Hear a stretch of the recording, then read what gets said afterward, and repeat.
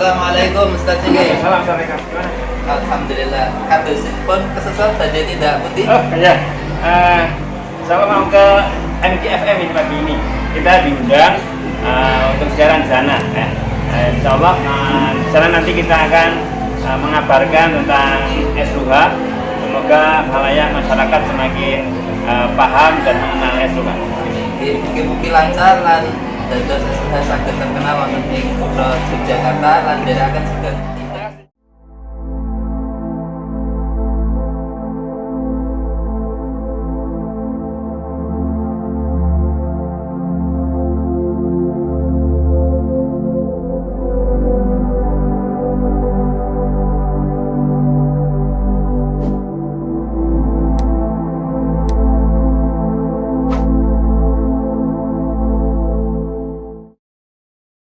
SDI Dirman Hakim adalah sekolah nasionalis religius yang menggabungkan kurikulum nasional dan juga kurikulum JSIT. Kurikulum JSIT panjangan daripada Jaringan Sekolah Islam Terpadu.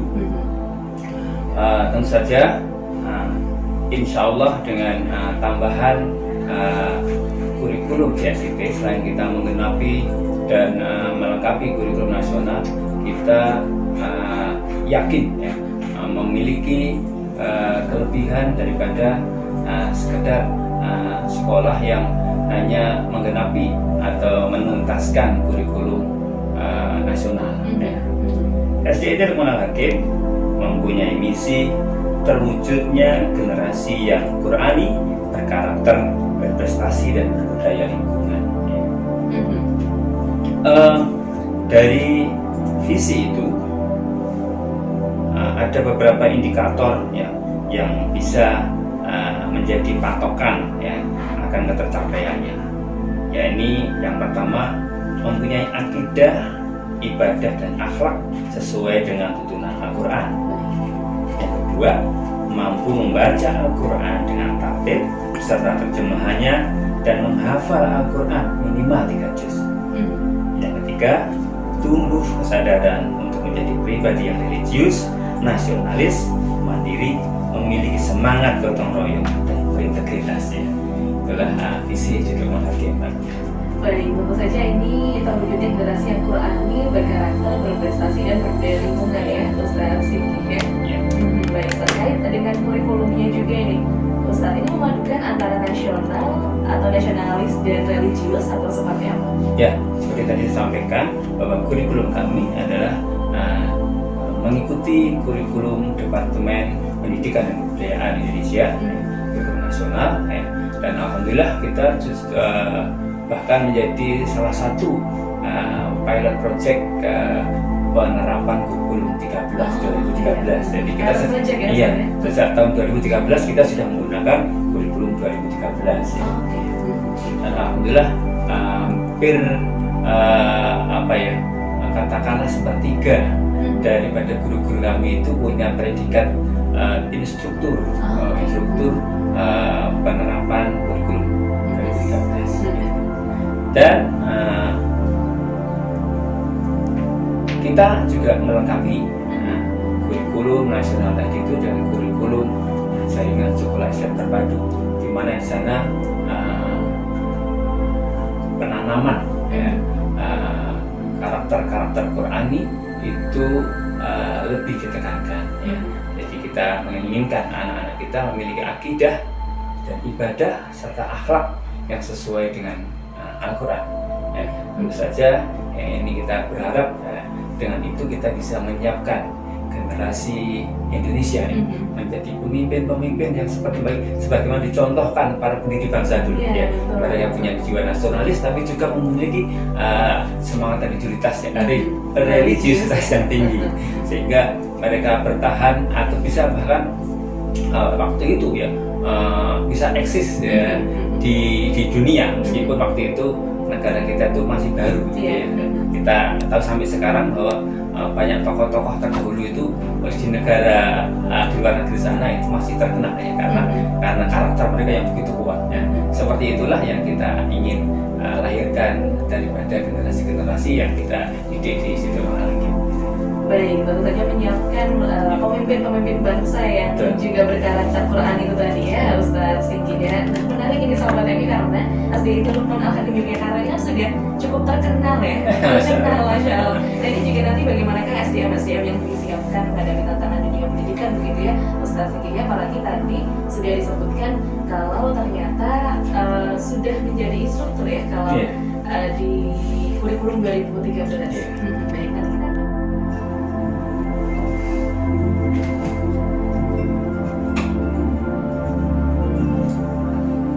menjadi sekolah yang menyiapkan generasinya untuk selalu dekat dengan Al-Quran, sahabat Nabi, dan tentu saja berkarakter Islamnya itu tadi ya.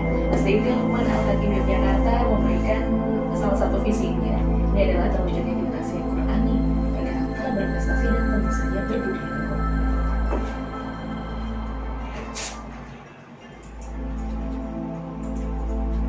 Masih bersama Ustadz Muhammad Singgi Nugroho Cahyana SAG, sahabat tapi kepala sekolah dari SDIT Lukman Al-Hakim. Kalau tadi Ustadz Singgi sudah menyebutkan kalau SDM-nya ataupun guru-gurunya pun juga sudah istilahnya sudah diberikan bekal untuk kurikulum 2013 seperti itu ya Ustadz ya.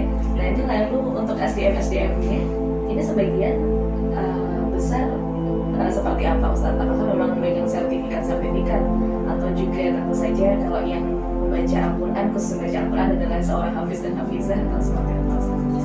Baik, alhamdulillah guru-guru kami ada sekitar 85 orang guru. Kemudian 26 diantaranya sudah memegang sertifikat guru ya, sertifikat pendidik. Kemudian juga diantaranya itu 25 diantaranya khusus guru Al-Quran. Kemudian juga kami untuk senantiasa mengupdate guru-guru kami itu kita memprogramkan program rutin itu yang pertama, nah itu sepekan sekali ada pembinaan ya. Kemudian sebulan sekali ada upgrading ya. Kemudian juga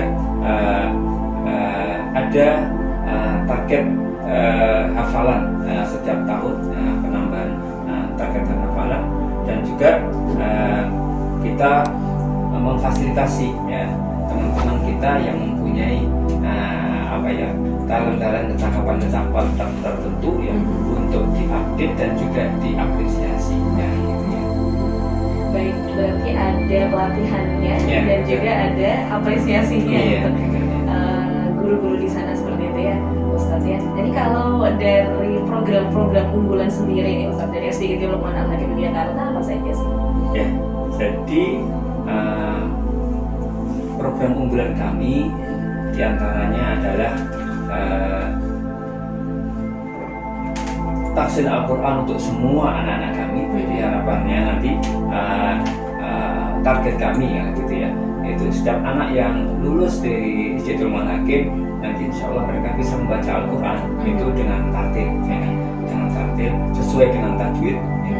Kemudian juga minimal itu mereka hafal 3 juz dan mereka memahami artinya itu sebagian daripada juz amma. Kemudian juga mereka mempunyai karakter Islami yang tidak hanya teori tapi betul-betul hidup dalam diri mereka, baik di sekolah maupun di rumah.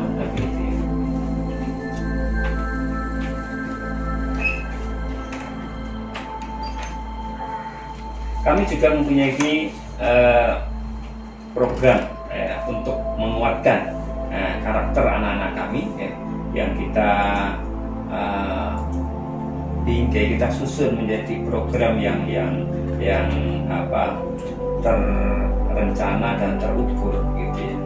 Di antaranya adalah program sholat tertib ya, sholat tertib. Kita berharap anak-anak kami itu sholat ini sudah menjadi semacam kebutuhan ya begitu ya. Mereka itu mendengar azan itu sudah tidak lagi harus disuruh, tidak harus lagi paksa-paksa, tapi ada macam panggilan jiwa gitu. Dan lebih dari itu kita mengharapkan anak-anak kita ini dalam melaksanakan sholat itu juga bisa tertib ya, bisa tertib ya. Kadang-kadang ada anak yang dia suka masjid sih suka, tapi di masjid malah bikin ribut dan sebagainya. Ramai sama teman-temannya gitu ya Ustaz ya. Kemudian juga penguatan ya untuk berbakti kepada kedua orang tua dan guru ya. Ada penugasan di rumah yang itu menguatkan karakter ini ya. Kemudian juga ada program menghormati orang lain. Jadi kita memberikan suasana bagaimana agar tercipta anak-anak ini yang besar itu menyayangi yang kecil mampu menghormati yang lebih tua, yang lebih besar gitu. Kemudian juga karakter semangat belajar. Karakter semangat belajar ini kita mengetahui bahwa anak-anak ini pola belajarnya tentu saja berbeda dengan orang dewasa ya. Maka dalam pembelajaran sekalipun ya kita menciptakan pembelajaran yang tidak hanya monoton di kelas, tapi bagaimana juga pembelajaran itu di semua tempat ya, sehingga anak-anak tidak merasa bosan belajar ya, tidak merasa bosan belajar, sehingga karena ada variasi-variasi belajar, sehingga kita ada kegiatan rutin diantaranya itu namanya kita sebut sebagai kunjungan edukatif ya, itu setiap semester sekali. Kemudian ada outbound di sana, kemudian juga ada pramuka dan juga ada market day dan ada juga special day. Special day ya. Jadi ya semuanya itu kita jadikan variasi pembelajaran sehingga anak-anak tidak hanya belajar melulu dengan membaca di buku ya, di kelas ya, juga gitu ya. Dan alhamdulillah di setiap kelas kami sudah dilengkapi dengan multimedia dengan proyektor dan juga dengan full wifi di sana yang bahkan kita berharap menyambut seruan daripada Menteri Pendidikan sekarang bebas belajar dan memanfaatkan IT ya. Ke depan kita akan lebih meningkatkan pemanfaatan IT gitu ya. Insya Allah harapan kita seperti itu. Baik. Dengan berbagai macam inovasi pembelajaran itu tadi ya, Ustaz Singgi ya. Lalu kalau untuk ini tadi full day berarti ya, Ustaz ya? Iya. Jadi anak-anak kami belajar itu mulai dari pukul 7.15 sampai asar. Jadi pelajaran terakhir itu sholat asar. Pelajaran terakhir sholat asar. Meskipun untuk manajemennya ya, karena kami tinggal di kampung yang gangnya cukup sempit ya, oleh karena itu kita perlu manage sehingga agar tidak kredit ketika pulang ya. Murid kami ada 750 mahasiswa. 750 mahasiswa, Masya Allah. Itu kalau bubar bareng kan bisa memenuhi jalan ya Ustaz. Karena itu kita bagi menjadi 2 kloter. Anak-anak kelas bawah 1, 2, 3 itu pulangnya jam 25 menit. Baik. Dan kelas 4, 5, 6 itu pulangnya setelah sholat asar ya.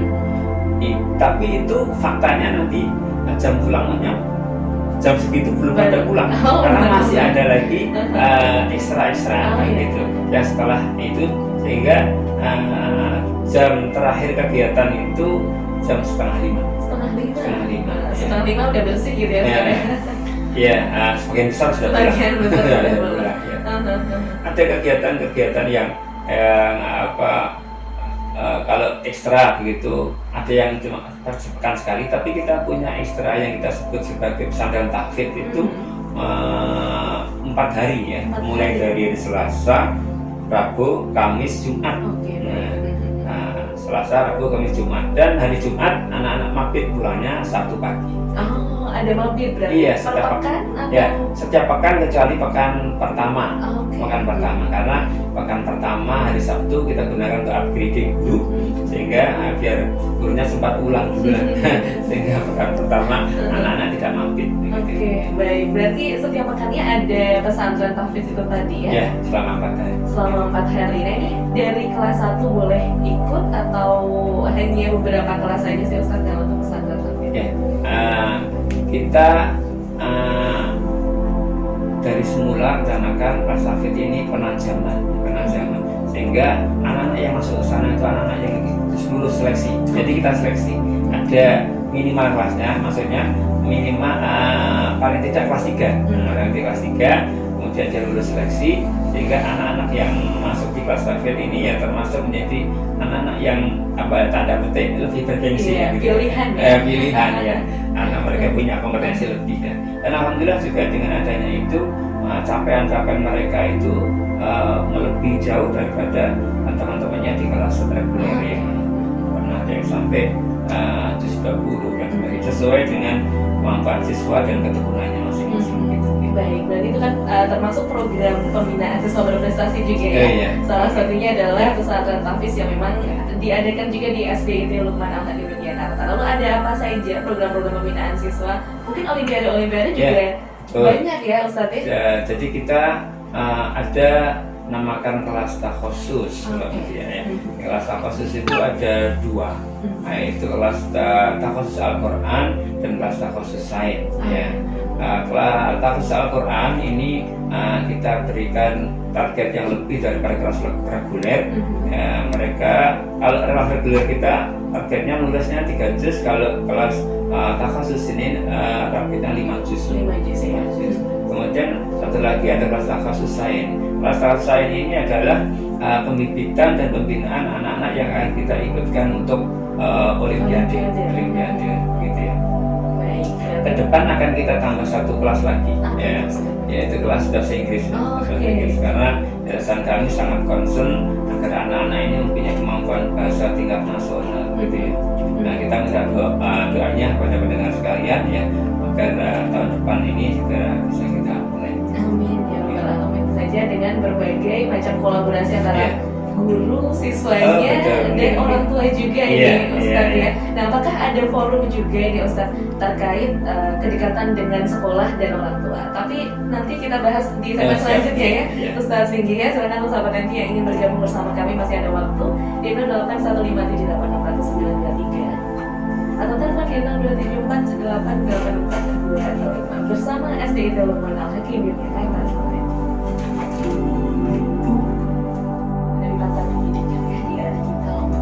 Generasi Nurani dan berkarakter. Dan SDIT Lukman Al-Hakim Yogyakarta sudah hadir. Kalau kali ini umurnya sudah hampir 25 tahun ya Mas Singgi ya. Insya Allah ini sudah tanggal 7 Oktober besok kita melaksanakan miladnya yang ke-25. Kita minta doanya semoga SDIT Lukman Al-Hakim semakin bermanfaat dan memberikan sumbangsih kepada masyarakat. Amin amin ya rabbal alamin. Khususnya di Yogyakarta ini pun juga sudah cukup namanya dikenal di mana-mana ini Ustadz Singgi, masya Allah. Sebab pun itu kalau untuk dari orang tua sendiri atau dari lingkungan sendiri nih Ustadz, bagaimana komunikasinya? Apakah ada forum setiap bulannya atau seperti apa? Jadi salah satu testimoni daripada banyak orang tua ya, ini mereka merasakan hubungan orang tua dengan sekolah itu begitu dekat, begitu akrab. Di antaranya karena kita menjalin hubungan baik dengan kelompok di kelasnya, ada grup kelas masing-masing dengan orang tuanya, dan selain itu juga setiap sebulan sekali ada pertemuan rutin komite kelas ya. Di komite kita itu ada komite kelas, ada komite paralel, ada komite sekolah. Ya. Komite kelas tentu saja ya, kelompoknya dalam masing-masing kelas ya. Komite paralel karena kita masing-masing tingkatan itu ada 4 kelas gitu ya. Dan juga ada komite sekolah. Nah, di saat-saat pertemuan komite itulah kita membangun komunikasi, menyampaikan perkembangan, kemajuan, dan juga evaluasi dari perkembangan anak di setiap bulan. Kemudian dalam forum itu juga kita sebagian dari waktunya kita isi dengan parenting ya. apa istilahnya ilmu-ilmu yang bermanfaat untuk orang tua, baik itu secara psikologis, dari kajian psikologi dan ataupun juga keagamaan. Lebih dari itu, ini sesuatu yang saya pikir barangkali satu-satunya di Jogja. Kita menjadikan parenting ini jadi salah satu trademark kita. Ya. Maksudnya bagaimana mengikuti kegiatan parenting kita jadikan suatu syarat, salah satu syarat diterima di SIP Monage. Oh, baik. Ya. Jadi dalam setiap siswa yang mendaftarkan anaknya di sana mereka harus menandatangani MOU kesediaan untuk mengikuti kegiatan-kegiatan di SUH, di antaranya adalah kita sebut dengan parenting wajib ya. Ada 10 sesi parenting yang harus diikuti oleh siswa, wali siswa kelas 1 ya dalam 1 tahun itu. Nah, setiap orang tua harus mengikuti parenting itu. Apabila mereka berhalangan ya, maka mereka harus mengikuti matrikulasi untuk menggenapi apa yang mereka terlewat. Baik, sampai ada matrikulasinya ya, Ustaz ya. Kemudian setelah di kelas 1 itu wajibnya di kelas 1 Mbak Budia. Itu nanti kemudian di kelas selanjutnya juga berlangsung dengan suasana yang lebih longgar. Karena kelas 1 itu wajib dan itu wajib ya. Kenapa kita menggulirkan program itu Mbak Mutia? Karena kita menyadari betul bahwa keberhasilan pendidikan itu tidak bisa terlepas daripada peran orang tua. Ya. Jadi kita sering sampaikan kepada wali siswa bahwa kalau di sekolah itu guru-guru itu sebagai orang tuanya, tapi kalau di rumah orang tua adalah gurunya. Jadi seperti itu. Selain itu pula kita ingin ada kesamaan visi dan misi dengan orang tua. Karena kita tidak ingin anak ini seolah-olah hidup di dua alam. Di sekolah itu seperti ini, di rumah seperti itu ya. Kita tidak ingin mengharapkan seperti itu. Kita ingin anak-anak ini merasa di sekolah juga seperti di rumah juga seperti di sekolah. Artinya program-program yang kita gulirkan di sekolah itu berlanjut di rumah. Seperti itu. Kita sering mengilustrasikan. Kita tidak ingin ibaratnya guru-guru itu di rumah di sekolah itu sudah meminta rajutan dengan baik, tapi di rumah itu diurai lagi oleh orang tua. Kadang-kadang bukan orang tua, tapi juga lingkungan ya. Tapi kalau orang tua tidak menyadari itu, maka bisa jadi apa yang sudah dibina, sudah dijalin di sekolah itu terurai lagi. Apalagi di zaman milenial ini ya. Oleh karena itu kita sangat mengharapkan kerjasama kolaborasi orang tua dengan sekolah, sehingga alhamdulillah dengan hubungan yang seperti itu ya, orang tua bahkan banyak testimoni merasakan banyak mendapatkan kemanfaatan ya. Jadi alhamdulillah wali murid kami berasal dari berbagai kalangan ya, dari yang masyarakat biasa, ada yang PNS, ada yang tentara, ada yang polisi. Dari testimoni mereka sampaikan ya, bahkan mereka mendapatkan manfaatan langsung. Ada yang karena terpacu oleh anaknya ya, atau karena program-program yang di sekolah yang kemudian ternyata harus istilahnya mereka ikuti, dan kemudian itu memberikan efek bagi mereka sendirinya. Selain itu pula kita memberikan layanan pembelajaran tahsin untuk orang tua juga. Tidak hanya murid berarti. Betul ya, karena kan kita mengharapkan orang tua juga bisa membimbing, menemani anak-anak ketika murojaah di rumah. Kalau orang tuanya sendiri istilahnya katakanlah kerjaannya itu kalah dengan anaknya, itu kan nanti ya pertama orang tua jadi tidak pede, yang kedua nanti mereka tidak bisa mendampingi anaknya.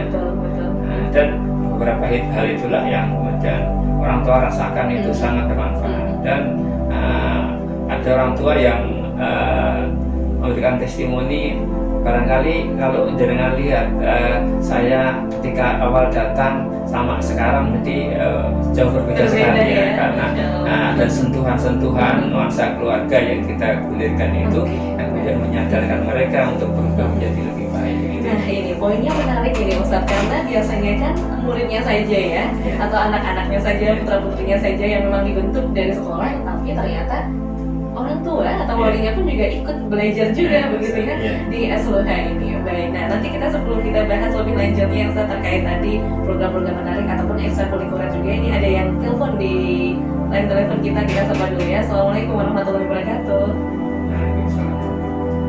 Baik, silakan dengan sahabat siapa di mana? Sahabat Nana di Kota Gede ya. Silakan pertanyaannya sahabat Nana.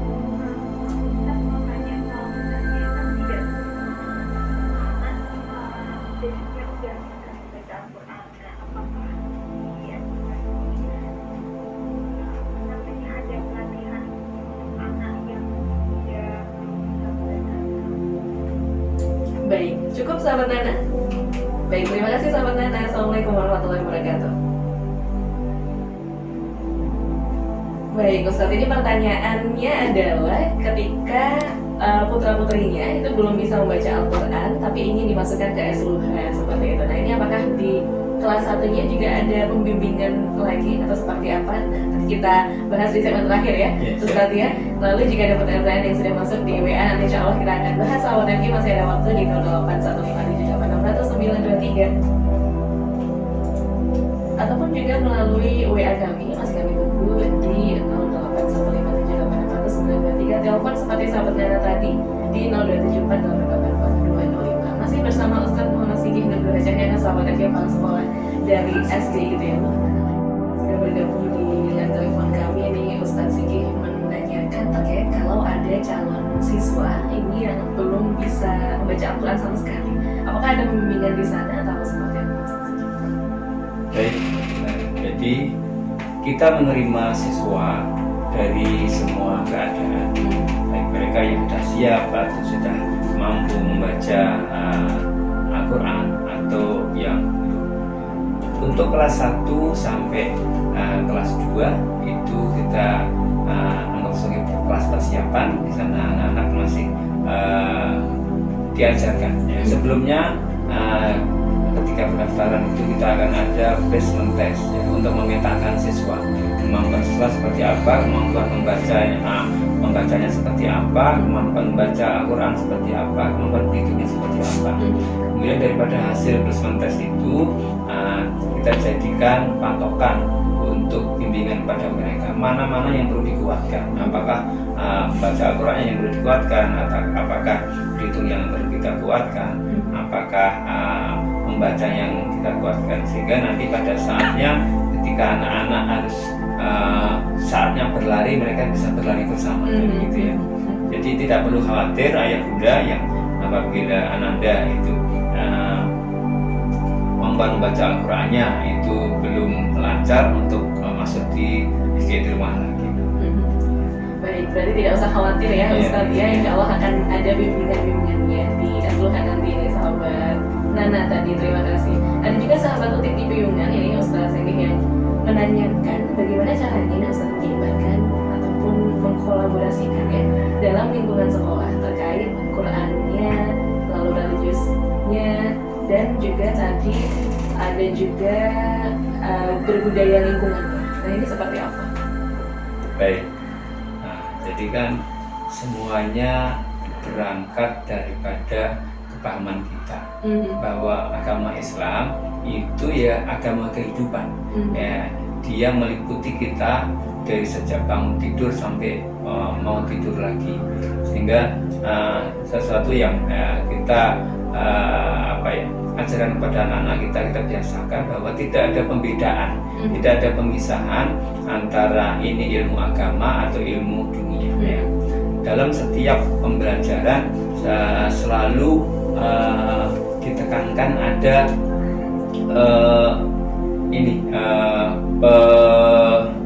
pengejawantahan nilai-nilai ukhrawi dan duniawi. Jadi kalau contoh itu dipisah, tadi itu bagaimana ini mengajarkan akhlak, bagaimana ini mengajarkan budaya lingkungan, bagaimana mengajarkan akademis dan sebagainya. Insya Allah bagi kita semuanya, karena itu adalah satu kesatuan, maka setiap masing-masing itu kita bisa membelajarkan semuanya ya. Jadi ketika kita belajar akademis ya, IPA ya, di sana kita akan sampai kepada tentang lingkungan sampai dengan akhlak begitu, atau sebaliknya kalau kita bisa bicara tentang akhlak, nanti bisa juga bisa akan kena di lingkungan atau bisa ke ilmu pengetahuan ya. Iya, itulah kenapa kita disebut sebagai sekolah dasar Islam terpadu, karena kita memang memadukan nilai dunia dan ukhrawi gitu ya. Baik, berarti semuanya pun juga bersumber kepada itu ya, Al-Quran dan Sunnah semuanya ya.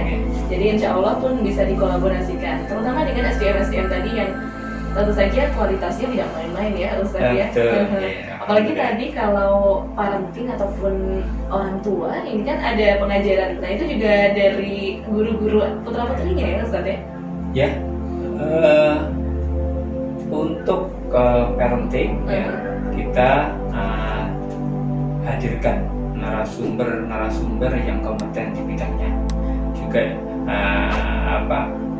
guru-guru kami yang juga berkompeten di bidangnya. Perlu kami tambahkan yang tadi kami belum sampaikan, bahwa di antara guru-guru kami mereka ada 3 guru BK yang masing-masing itu 2 diantaranya lulusan psikologi, yang satunya lagi itu memang lulusan BK, yang mereka istilahnya punya kafaah untuk bicara tentang psikologi, terapan ya yang sesuai dengan kondisi anak. Yang ini cukup membantu anak-anak dan juga membantu guru apabila mereka mendapati problem-problem di kelas gitu, dan juga menjadi rujukan bagi orang tua yang mempunyai masalah di rumah kaitannya dengan pola belajar pengasuhan di rumah maupun di sekolah gitu ya. Berarti tidak hanya curhat mengenai putra-putrinya saja, tapi di rumah juga bisa konseling ya. Masya Allah, karena saking dekatnya itu kadang-kadang itu urusan keluarga juga harus sekolah. Karena saking ininya ya, merasa punya solusi seperti itu ya Ustadz ya. Baik, nah lalu untuk standar kelulusan dari SLUH sendiri Ustadz, tentu saja kan ada 25 tahun ini kan pasti sudah ada lulusan-lulusan yang tentu saja bergerak ataupun bermanfaat untuk orang banyak. Nah ini standar kelulusannya seperti apa sih kalau di SLUH sendiri? Baik, ada beberapa poin yang kita jadikan tolok ukur yang harus dicapai oleh anak-anak kami yang kita jalankan bertahap dari kelas 1 sampai kelas 6, yaitu apabila anak-anak kami lulus, itu yang pertama menguasai kemampuan sebagaimana yang tertera dalam kurikulum 2013 kurikulum nasional ya, kemudian berakhlak Islami, berbudaya lingkungan dan berbudaya lokal ya, karena kita adalah termasuk pewaris kebudayaan di Jakarta ya, maka kebudayaan Jakarta ini menjadi salah satu kekayaan kami ya. Kami meskipun berciri khas religius, tapi ciri khas kedaerahan kami, ciri khas kejogjaan kami juga kita tekankan di sana. Kemudian juga anak-anak mandiri dalam tadarus mereka. Dalam perjalanannya anak-anak kami ada target berapa kali mereka sudah khatam 30 juz dibacanya begitu ya. Kemudian juga tadi sudah kami sebutkan untuk siswa reguler itu hafal 3 juz dan siswa khusus hafal 5 juz. Dan juga mereka memiliki jiwa kepemimpinan yang kita bina, yang kita pupuk setiap saat dan setiap di kelas ya. Di antaranya adalah giliran memimpin kelas setiap pagi atau setiap pergantian kelas ya, kemudian giliran mendapatkan tugas untuk menjadi petugas upacara, kemudian ada giliran menjadi kita sebut sebagai pendikar ya, pengawal pendidikan karakter. itu yang membantu teman-teman untuk bersikap Islami di sekolah. Mereka punya seragam tersendiri yang akan membantu teman-temannya untuk melaksanakan karakter Islami di sekolah. Kemudian juga memiliki life skill yang ini kita polakan ya di dalam kegiatan ekstra maupun juga outboundnya. Yang ini alhamdulillah tidak hanya sekedar angan-angan ya, tapi menjadi fakta. Ini fakta. Alhamdulillah kita adalah sekolah yang diperhitungkan di Jogja, dan kita bahkan sering ini menjadi rujukan sekolah-sekolah bahkan tidak hanya wilayah Jogja, karena kami adalah termasuk salah satu daripada ada 2 sekolah di Indonesia yang mendapatkan lisensi pada tahap pertama. Di antaranya adalah kami ya. Lisensi itu adalah semacam akreditasinya sekolah JSIT. Dan kelebihannya kalau akreditasi itu hanya 8 standar, kalau lisensi 11 standar. Lebih ya, standarnya ya. lebih berat dan lebih mendalam. Gitu. Dan kita salah satu dari sekolah di Indonesia yang sedang mendapatkan lisensinya, sehingga kita sering mendapatkan tamu-tamu kunjungan dari bahkan di luar Jawa. Dalam bulan ini saja sebetulnya ada 3 kali permintaan ada kunjungan, tapi karena ini semester kedua ini begitu padat, maka kita hanya batasi 2 kunjungan saja ya begitu. Semoga ini tidak mengecewakan, dan kita berharap masih ada kesempatan lain untuk sekolah yang istilahnya belum beruntung bisa datang ya. Kita berharap nanti semester 1 ketika kita lebih longgar itu mungkin silakan datang, atau untuk kesempatan-kesempatan yang lebih informal gitu bisa menggunakan lewat telepon atau lewat email kami atau lewat medsos kami. Dipersilakan saja, nanti dari mana saja kita terbuka. Nah ini yang perlu saya sampaikan juga pada Mbak Mutia dan juga pendengar semuanya. Karakteristik JSIT ini adalah suatu sistem yang terbuka. Yang kita monggo kita kan kadang-kadang ada sekolah-sekolah yang istilahnya kelebihannya atau bumbu rahasianya itu tidak di share ya. Rahasia dapur. Kita tidak, monggo silahkan ya, apa yang bisa diambil silahkan diambil. Bahkan sekolah IT itu tidak kita patenkan juga nama IT ya, karena ada itu yang memulai kan dari kita ya. Sehingga pada perjalanannya kita melihat ada sekolah-sekolah IT yang tidak di bawah JSIT ya. Tapi kemudian insya Allah orang-orang akan bisa melihat mana sekolah yang di bawah JSIT, mana yang tidak ya. Karena tidak semua kelebihan kami itu terletak pada kurikulumnya ya. Salah satunya juga adalah di antara ada pada guru-gurunya. Kalau kalau kurikulum atau buku apa bisa dikasih ya. Jadi kalau guru-guru SDM-nya ini ya monggo silakan. Bagaimana yang memotokopi menduplikasikannya begitu. Ini menjadi sehingga kita tidak khawatir adanya sekolah-sekolah baru yang bermunculan. Insya Allah kita masih punya daya saing yang sepertinya semoga cukup kuat untuk bisa bersama-sama berfastabiqul khairat ya gitu ya. Berlomba-lomba dalam kebaikan tentu saja ya Ustadz Singgih ya. Dan salah satunya ini pun juga SDIT Luqman Al-Hakim menyediakan ataupun memberikan tidak hanya untuk masyarakat Yogyakarta, tapi tadi rujukan untuk SDIT lain ya. Se-Indonesia sahabat MG. Wah langsung ya, yang ingin mempunyai putra-putri yang salih dan salihah langsung saja daftarkan. Dan kalau informasi terkait PPDB sendiri, bagaimana Ustadz, silakan untuk closing statement juga.